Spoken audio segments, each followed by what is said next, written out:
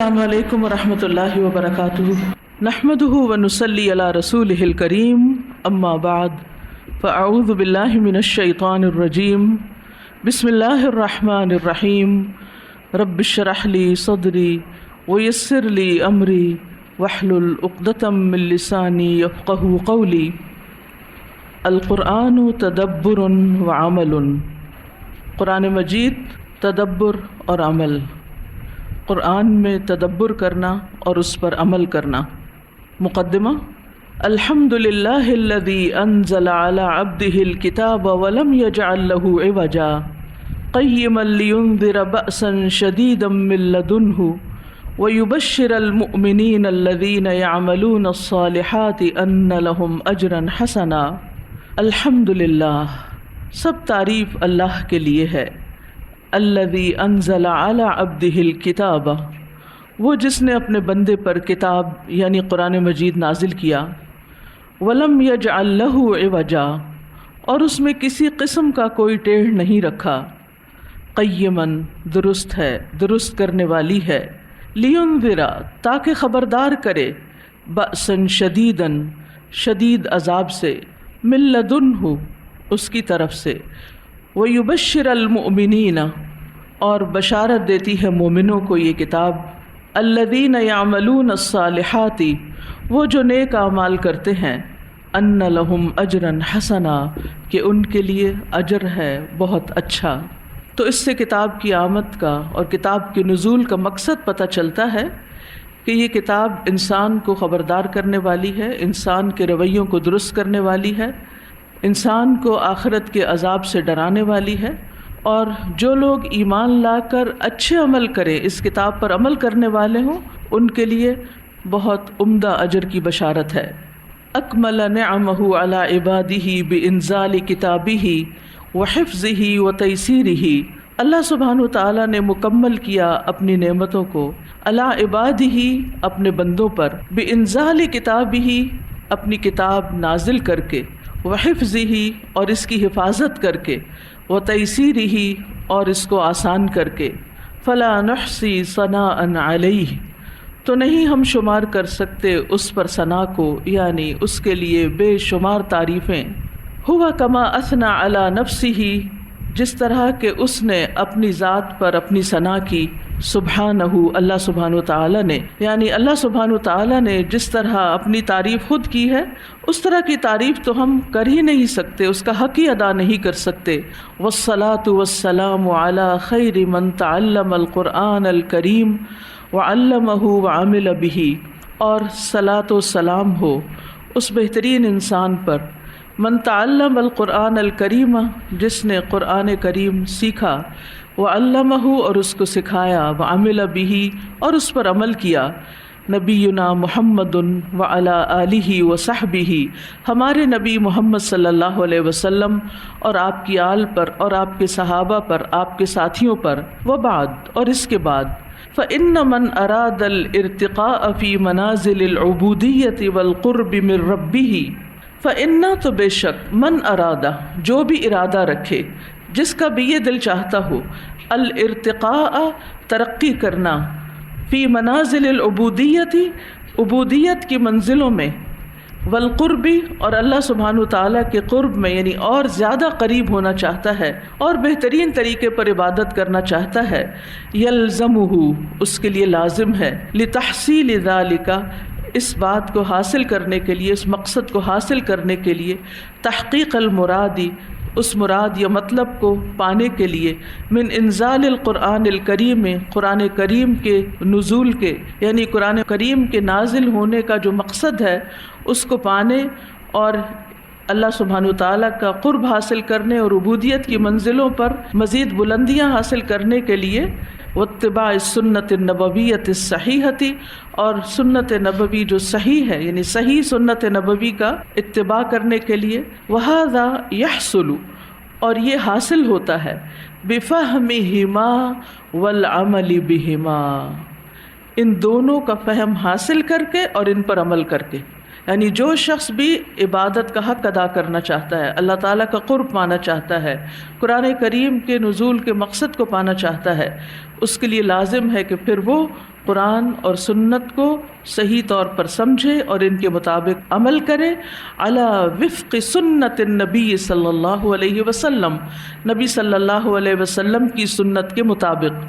قال تعالی، اللہ تعالیٰ کا فرمان ہے، قل ان کنتم تحبون اللہ فاتبعونی یحببکم اللہ ویغفر لکم ذنوبکم واللہ غفور الرحیم۔ کہہ دیجئے اگر تم اللہ سے محبت کرتے ہو تو میرا اتباع کرو، یعنی کس چیز میں؟ ہر معاملے میں، حتیٰ کہ قرآن مجید کے پڑھنے، سمجھنے اور اس کے اندر تدبر کرنے اور اس کے اوپر عمل کرنے کے لیے ہمیں کہاں دیکھنا ہوگا، کس کو فالو کرنا ہوگا، کس کے طریقے کو اختیار کرنا ہوگا؟ نبی صلی اللہ علیہ وسلم کے طریقے کو۔ یعنی قرآن مجید کو پڑھنے سمجھنے کے لیے بھی اپنے من پسند طریقے اختیار نہیں کرنے، بلکہ وہی طریقہ اختیار کرنا ہے جو آپ کا تھا، کیونکہ اسی سے ہمیں اللہ سبحانہ وتعالیٰ کی محبت حاصل ہو سکتی ہے۔ یحببکم اللہ، اللہ تم سے محبت کرے گا، وَيَغْفِرْ لَكُمْ ذُنُوبَكُمْ، اور تمہارے گناہوں کو معاف فرما دے گا، وَاللَّهُ غَفُورٌ الرحیم، اور اللہ غفور الرحیم ہے۔ تو یہاں بہت اہم بات ہمارے سامنے آئی، وہ یہ کہ قرآن مجید کے فہم، اس پہ تدبر اور اس کے عمل کے لیے بھی ہمیں سنت نبوی صلی اللہ علیہ وسلم کی پیروی کرنی ہوگی، جب ہمیں اصل مقصد حاصل ہو سکتا ہے۔ کیونکہ قرآن مجید کس پہ نازل ہوا تھا؟ محمد الرسول اللہ صلی اللہ علیہ وسلم پر۔ اس کی تبیین یا اس کو بیان کس نے کیا تھا؟ اس کی وضاحت کس نے کی تھی؟ نبی صلی اللہ علیہ وسلم نے۔ اس پر عمل کر کے کس نے دکھایا تھا؟ نبی صلی اللہ علیہ وسلم نے۔ اور آپ کا اخلاق کیا تھا؟ آپ کے طور طریقے کیا تھے؟ کان خلقہ القرآن، چلتا پھرتا قرآن تھے آپ کے سارے اخلاق اور آپ کے سارے طور طریقے دراصل قرآن ہی کی عکاسی تھے۔ وَإِسْهَامًا مِّن مَرْكَزِ الْمِنْهَاجِ لِلْإِشْرَافِ وَالتَّدْرِيبِ التَّرْبَوِيِّ بِالرِّيَادِ فِي نَهْضَةِ الْأُمَّةِ وَمُسَاعَدَتِهَا عَلَى تَحْقِيقِ الْمُرَادِ مِنْ إِنزَالِ الْقُرْآنِ الْكَرِيمِ أَجْرَى دِرَاسَةً لِتَوْضِيحِ مَرَاتِبِ أَخْذِ الْقُرْآنِ الْكَرِيمِ الْخَمْسِ وَهِيَ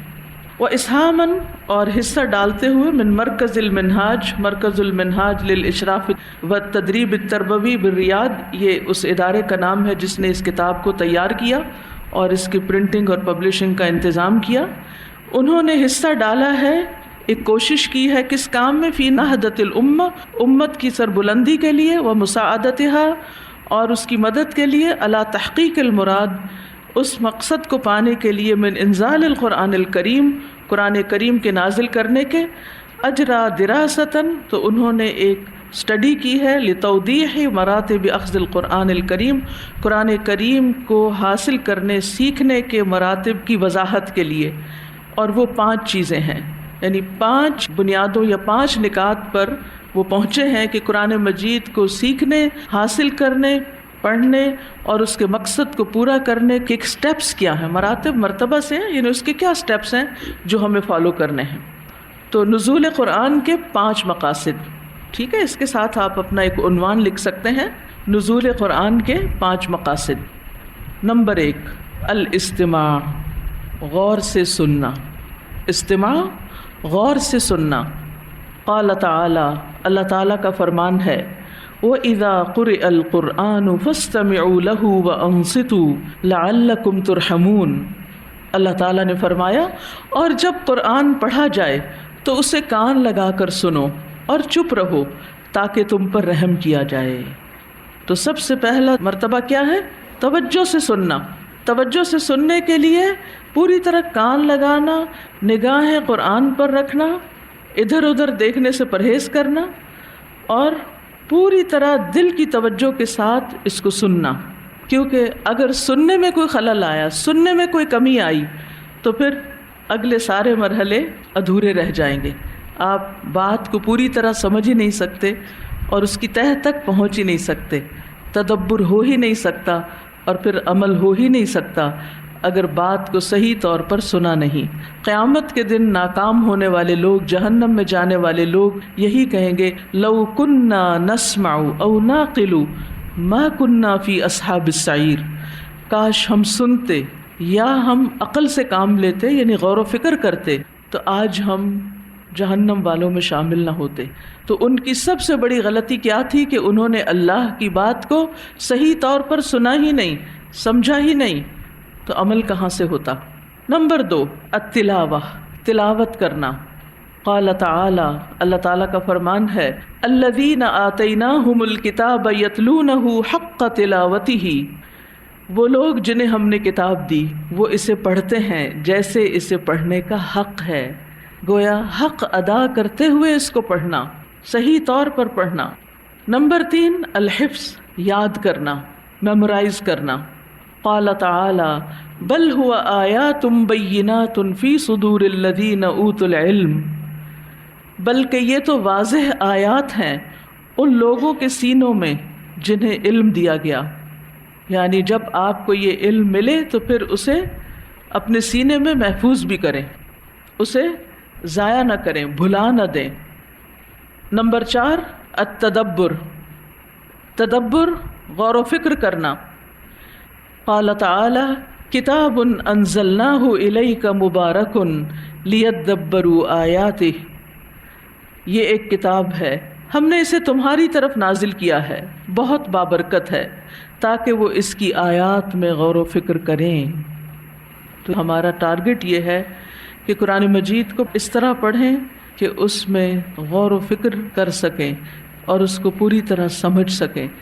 تاکہ جب ہم نمازوں میں اس کو پڑھیں تو ہم سمجھ کے پڑھیں، ہماری نمازوں میں خشوع و خضوع پیدا ہو، اور جب ہم عملی میدان میں ہوں تو زندگی میں ان احکامات پر جو خاص طور پر ان صورتوں میں آئے ہیں ان پر عمل کرنے والے ہوں۔ اسی لیے 5واں نقطہ کیا ہے؟ العمل، عمل کرنا۔ قال تعالی، اللہ تعالیٰ کا فرمان ہے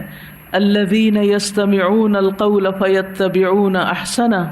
وہ جو کان لگا کر بات سنتے ہیں، غور سے سنتے ہیں، پھر اس میں سب سے اچھی بات کی پیروی کرتے ہیں۔ تو یہ ہمارے خاص طور پر 2 ٹارگٹس ہیں، تدبر اور عمل، غور و فکر اور اس کے ساتھ ساتھ عمل۔ تو اپنی نیتوں کو اس کام کے لیے خالص کر لیجئے۔ کہتے ہیں وَلَئِنْ كَانَ إِقْبَالُ الْمُسْلِمِينَ عَلَى كِتَابِ رَبِّهِمْ سَمَاعًا وَتِلَاوَةً وَحِفْظًا مَشْهُودًا وَظَاهِرًا، کہتے ہیں کہ مسلمانوں کی توجہ اپنے رب کی کتاب پر سننے، تلاوت کرنے اور حفظ کرنے کے معاملے میں دیکھی جا سکتی ہے، مشہود ہے، ظاہر ہے، سب جانتے ہیں کہ لوگ اس کو سننے کا بھی بڑا شوق رکھتے ہیں، سنتے بھی ہیں اور تلاوت بھی کرتے ہیں، پڑھتے بھی ہیں، حفظ بھی کرتے ہیں، حافظ بھی بہت ہیں۔ وَبِخَاصَّةً مِّن قِبَلِ الْمُنْتَسِبِينَ لِحِلَقِ تَحْفِيظِ الْقُرْآنِ الْكَرِيمِ وَمَدَارِسِهِ، خاص طور پر وہ لوگ جو قرآن کریم کے حفظ کے حلقات اور مدارس کے ساتھ تعلق رکھتے ہیں، وہاں رجسٹرڈ ہیں، وہاں باقاعدہ تعلیم حاصل کر رہے ہیں، حیث حققت تلک الحلقات نجاحا کبیرا، جہاں تک اس بات کا تعلق ہے تو ان حلقات نے، ان سرکلز نے، ان مجلسوں نے بہت بڑی کامیابی حاصل کی ہے، وانتشارا واسعا، اور بڑے پیمانے پر پھیل بھی گئے ہیں۔ مسلم دنیا کے ہر علاقے میں، ہر مسجد میں تقریباً کہیں نہ کہیں قرآن پاک بچوں کو، بڑوں کو پڑھایا جاتا ہے، حفظ کرایا جاتا ہے، علی مستوی الامہ، پوری امت کے اندر آپ یہ ایکٹیویٹی دیکھ سکتے ہیں۔ الا ان هذا النجاح ظل محصورا في رتب الاستماع والتلاوة والحفظ دون التدبر والعمل، لیکن یہ کامیابی محصور رہی صرف سننے، تلاوت کرنے اور حفظ کرنے کی حد تک،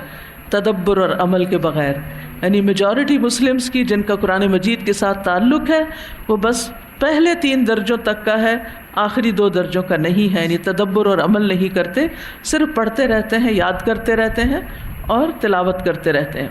وَبِحَسْبِ الدِّرَاسَةِ فَإِنَّ مِنْ أَسْبَابِ ذَلِكَ، تو ایک سٹڈی کے مطابق ان مشکلات یا اس کام کی یا اس بات کی وجہ کیا ہے، اس کے اسباب کیا ہیں؟ عدم وجود منہج تدریبی لرتبتئی التدبر والعمل، ایسے منہج یا ایسے سلیبس یا ایسی کتاب کا نہ ہونا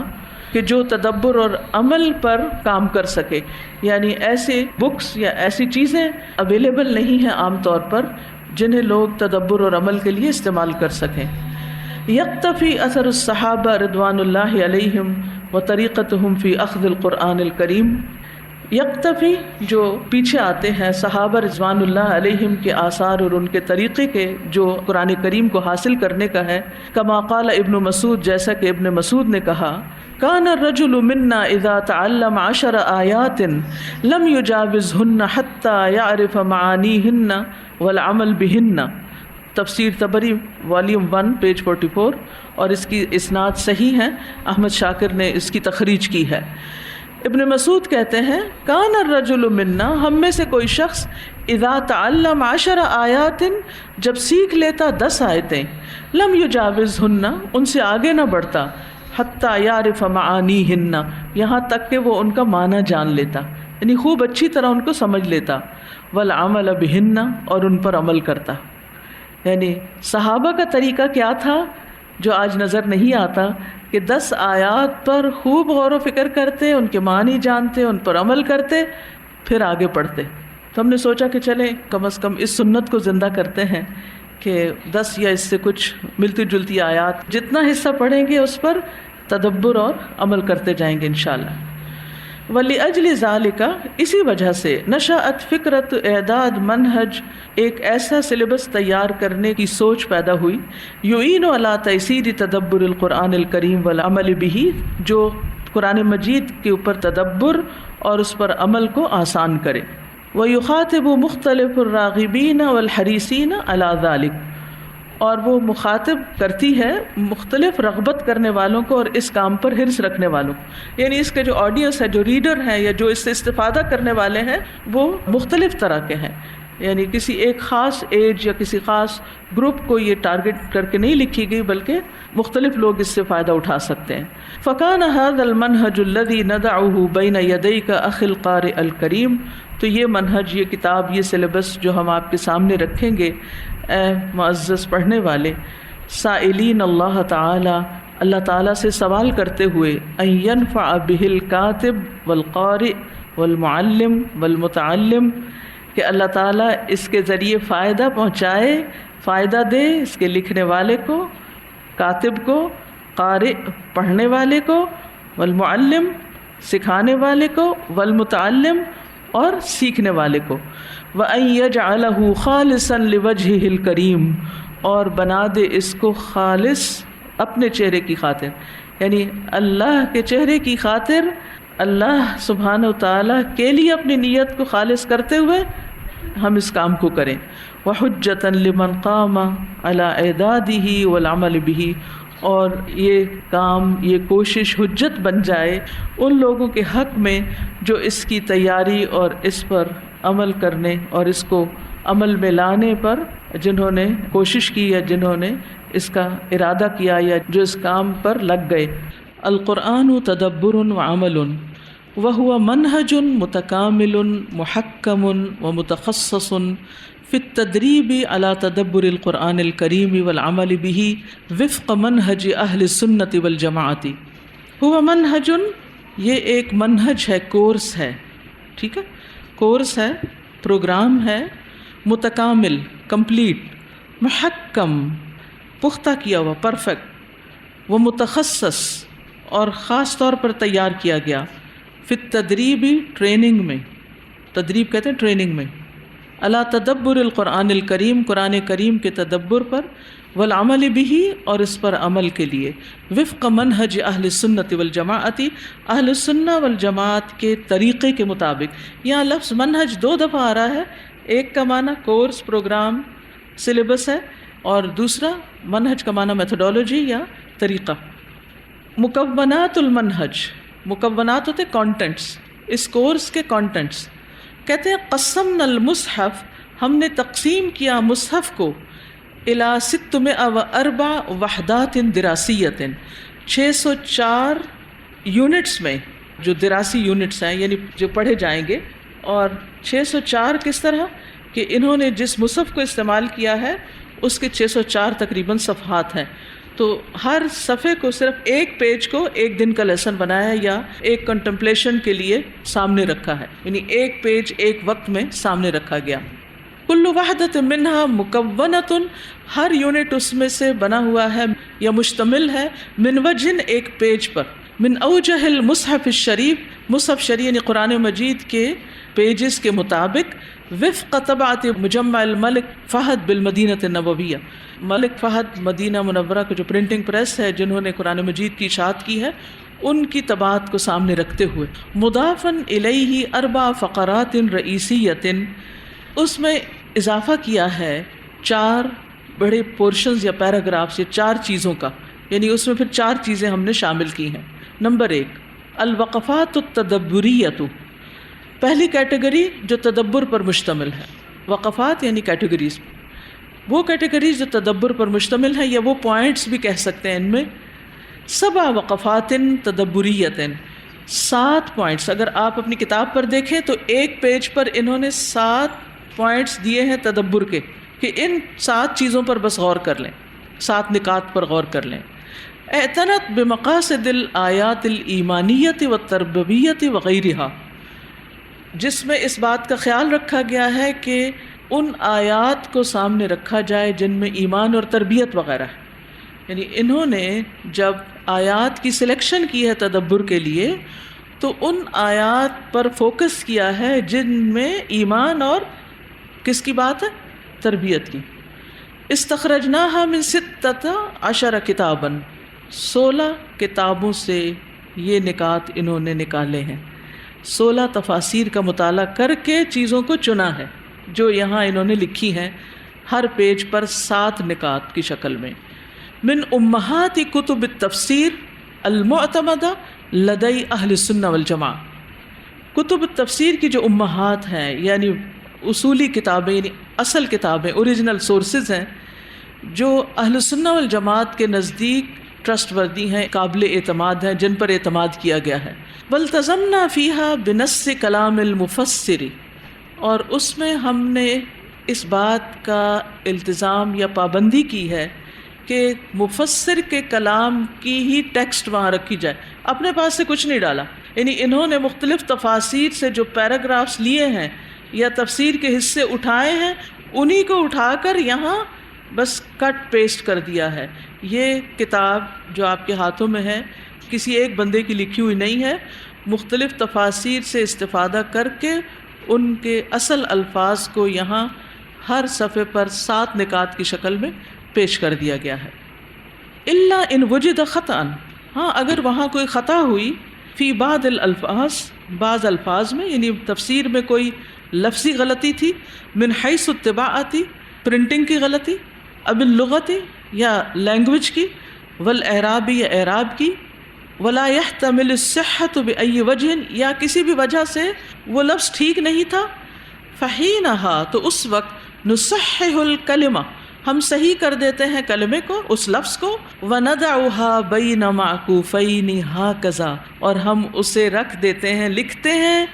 2 بریکٹس کے اندر اس طرح، یہ جو نشان لگے ہوئے، یعنی اگر انہوں نے کہیں کوئی لفظ تبدیل بھی کیا ہے یا ٹھیک بھی کیا ہے، کریکشن کی ہے، تو اس کو انہوں نے بریکٹس میں لکھا ہے، اس کے اندر ایڈیشن نہیں کی۔ ان کی امانت کو آپ دیکھیں کہ اگر کسی کے کلام میں انہوں نے اپنا کلام شامل کیا ہے تو اس کا ذکر کر دیا ہے کہ یہ اصل مصنف کی بات نہیں ہے، ہم نے اسے غلطی سمجھتے ہوئے ٹھیک کیا ہے۔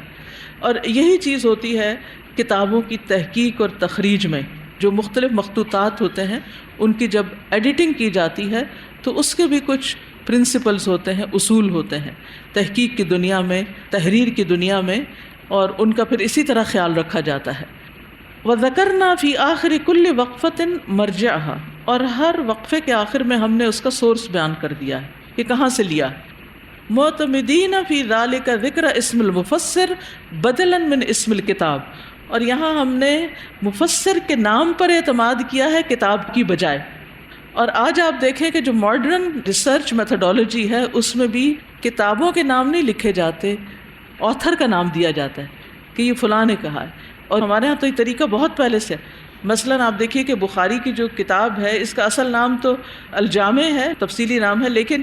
اس کو ہم کیا بلاتے ہیں؟ یہ حدیث کہاں آئی؟ بخاری میں. تو بخاری کتاب کا نام تھوڑی ہے، بخاری تو اس کے آتھر کا نام ہے جنہوں نے کتاب کمپائل کی ہے.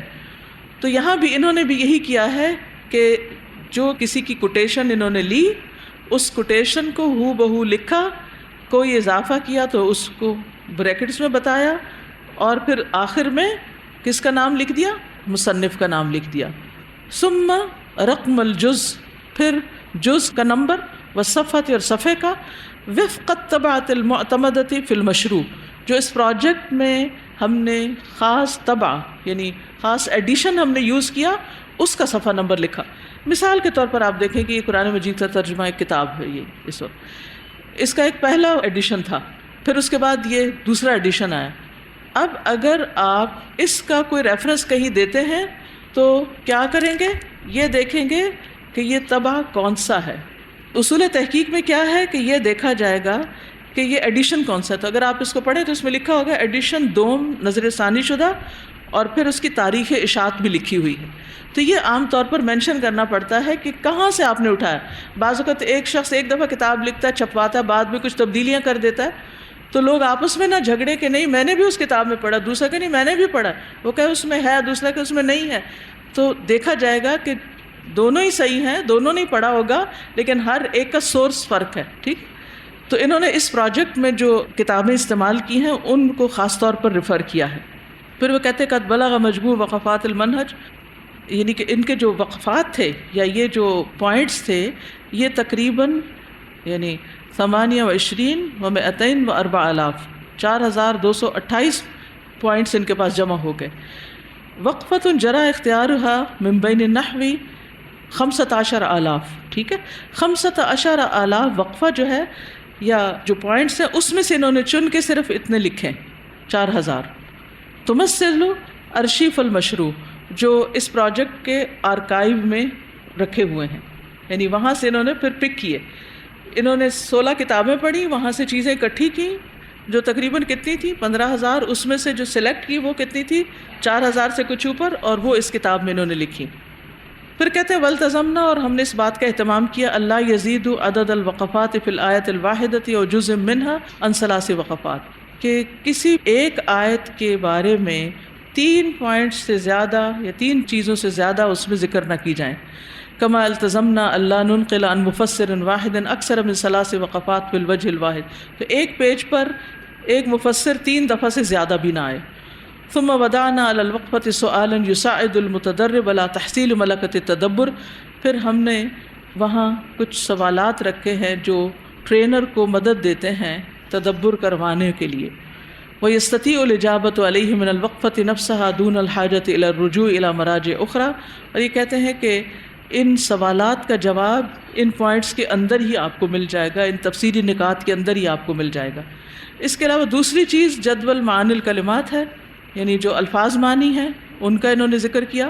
اور یہ کہاں سے لائے ہیں؟ انہوں نے کتاب کا نام لکھا ہے السراج فی غریب القرآن، سے انہوں نے یہ معنی اٹھائے ہیں جو شیخ دکتور محمد بن عبدالعزیز الخزیری کی کتاب ہے. ٹھیک ہے. پھر تیسرا نقطہ جو اس تدبر کے طریقے میں ہے العمل بالآیات، کہ کن آیات پر عمل کیا کرنا ہے. کہتے ہیں کہ من اجل تدریب القارئ، کسی بھی ریڈر کی ٹریننگ کے لیے علی رتبۃ العمل بالقرآن الکریم، کہ وہ قرآن کریم پر عمل کے کسی درجے پر پہنچے. اقترحنا 3 اعمال تطبیقیہ، ہم نے 3 ایسے کام رکھے ہیں جن کی تطبیق ہو، مقیسہ مستنبطہ من آیات الوجہ، جو اس صفحے کی آیات سے ہی ماخوذ ہیں، یعنی اسی صفحے کے تفسیری پوائنٹس لکھے، اسی صفحے میں آنے والے مشکل الفاظ کا معنی ہے، اسی صفحے کے اندر جو عمل کی باتیں ہیں وہ بھی ہم نے لکھ دی ہیں. اور چوتھی چیز جو انہوں نے ذکر کیا ہے التوجیحات، ذکرنا 3 توجیحات عامہ مستقات من آیت الوجہ، اور 3 توجیحات جو ہیں ان کا ہم نے ذکر کیا ہے، تربویہ، عقدیہ و فقہیہ، جس میں تربیت ہے، عقیدہ ہے یا فقہ ہے. وامام کل توجیہ نص الآیہ التی استنبط منها التوجیہ، اور اس نص کا بھی ذکر کر دیا ہے جہاں سے وہ چیز اخذ کی گئی۔ اب نیچے آپ دیکھ رہے ہیں کہ پوری لسٹ ہے کتابوں کے ناموں کی، جامع البیان ہے، معالم التنزیل ہے، المحرر الوجیز ہے، الجامع لاحکام القرآن ہے، الجامع لکلام الامام ابن تیمیہ ہے، التسہیل لعلوم التنزیل ابن جزئی کی ہے، بدائع التفسیر ابن القیم کی، تفسیر القرآن الکریم ابن کثیر کی، نظم الدرر فی تناسب الآیات والسور بقائی کی، فتح القدیر شوکانی کی، روح المعانی یہ آلوسی کی، محاسن التأویل جمال الدین قاسمی کی، تیسیر الکریم الرحمن سعدی کی، اضواء البیان شنقیطی کی، التحریر والتنویر ابن عاشور کی، ایسر التفاسیر ابو بکر الجزائری کی۔ یہ معتمد مشہور تفاسیر ہیں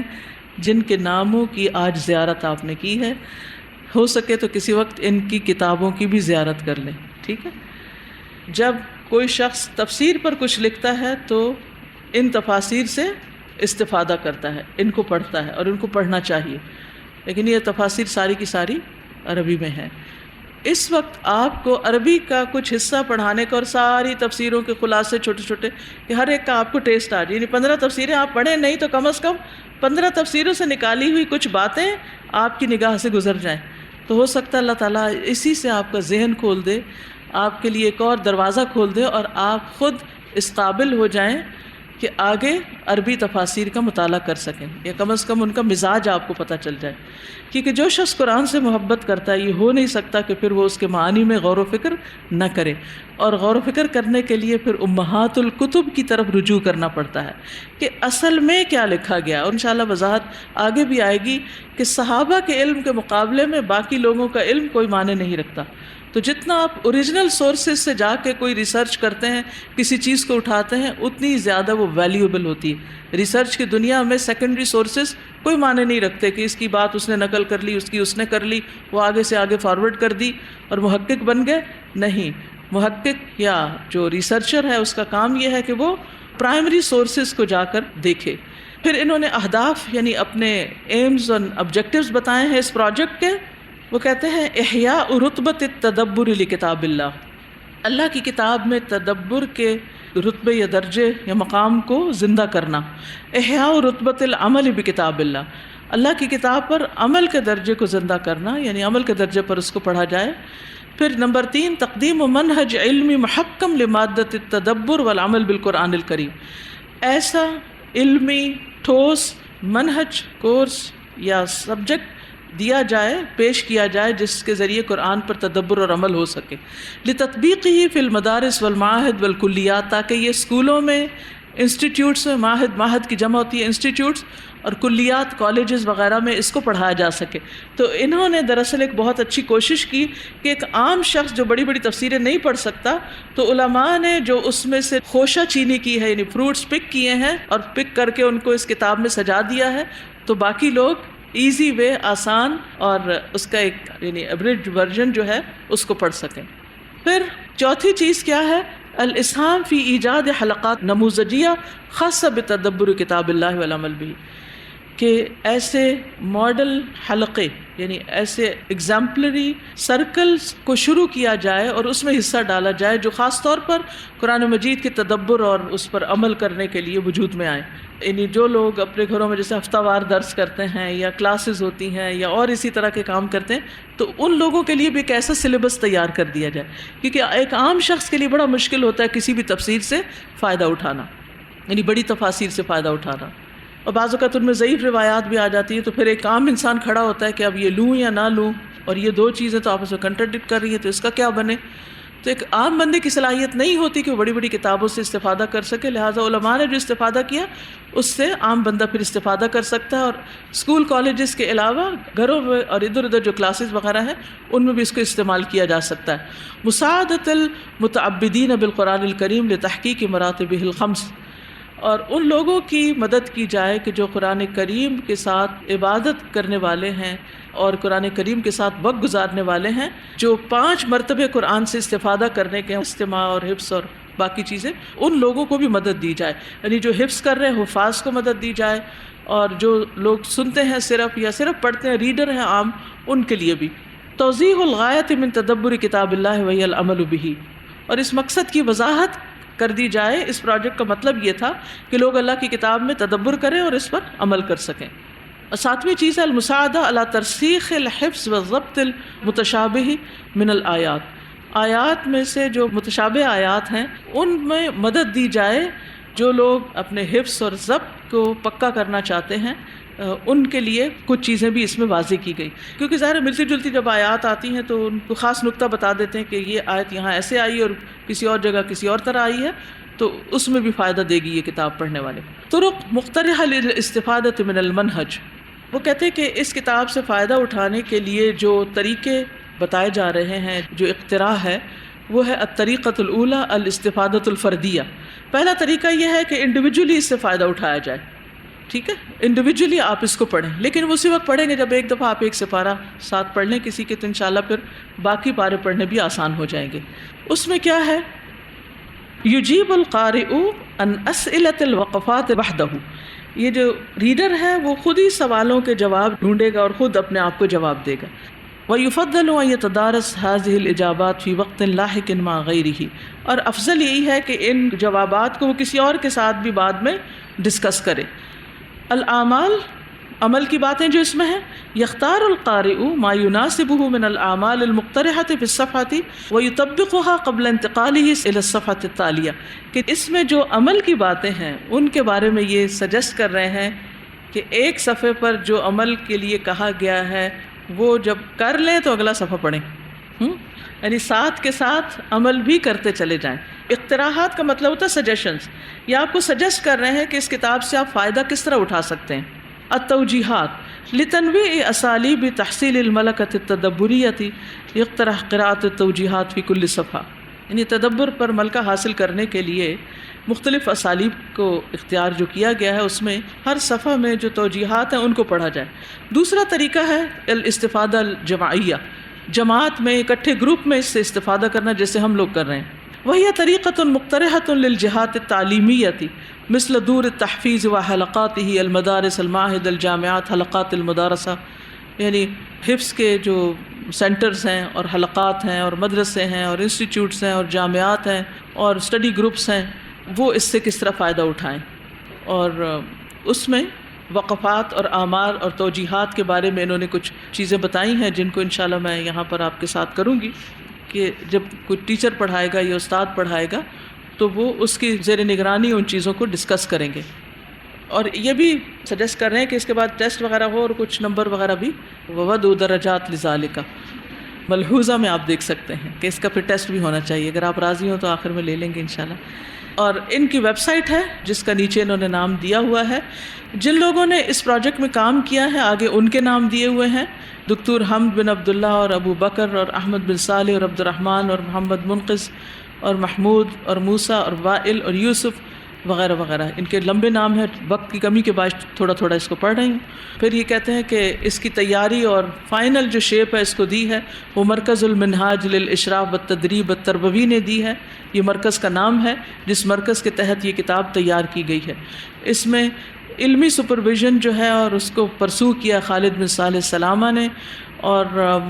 علمی مراجع اور اس کے اندر جو تدقیق ہے باریک بینی، اس کے لیے 2 نام انہوں نے آگے دیے ہیں، اور پھر اس کی تحکیم اور اس کے اندر پختگی جو لائے ہیں اس کے اندر آگے 3 نام دیے ہوئے ہیں۔ ان سب لوگوں نے اس میں حصہ ڈالا ہے، اور